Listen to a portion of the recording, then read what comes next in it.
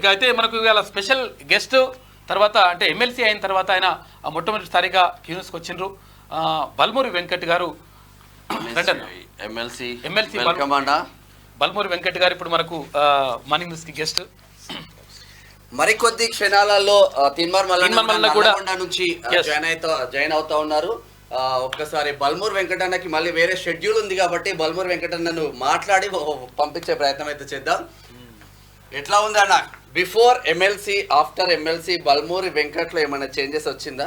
అంటే మాకు గెటప్ లో అయితే ఏం చేంజ్ కాలేదు. ఉన్న వాస్తవాల్లో సరే ఆ రోజు విద్యార్థి నాయకుడిని, ఇవాళ కూడా ఎన్ఎస్ఏ రాష్ట్ర అధ్యక్షునిగా ఉన్న విద్యార్థి నాయకుడిని.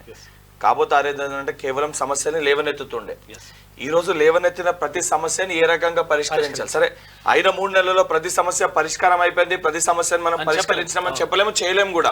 ఎందుకంటే 10 ఏళ్ళలో వాళ్ళు మోసం చేసింది. సో ప్రతి సమస్యను కూడా ఈ రోజు అడ్రస్ చేస్తూ, ఇప్పుడు మీరు ఇంతకుముందు జియో 46 అంశం మాట్లాడారు.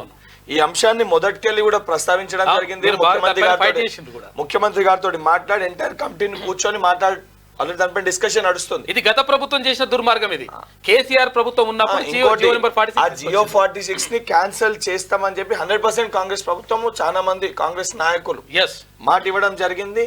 మేము కూడా మాట్లాడడం కాదని చెప్పట్లే, కానీ వాళ్ళు సెలెక్షన్ లిస్ట్ అప్లోడ్ చేశారు. సెలెక్షన్ లిస్ట్ అప్లోడ్ చేసినప్పుడు ఏ ప్రభుత్వానికన్నా కానీ సెలెక్ట్ అయిన విద్యార్థులతో పాటు మిగిలిపోయిన పోస్టులు ఎవరైతే అదనపుగా నష్టపోతున్న విద్యార్థులకు న్యాయం చేయాలని చెప్పి ఒక దృఢ సంకల్పంతో కాంగ్రెస్ ప్రభుత్వం ఉంది. మన ప్రభుత్వం 100% అదే కోణంలో ఆలోచిస్తుంది. సో దాన్ని కూడా బేస్ చేసుకొని అది కోర్టులో పెండింగ్ ఉంది.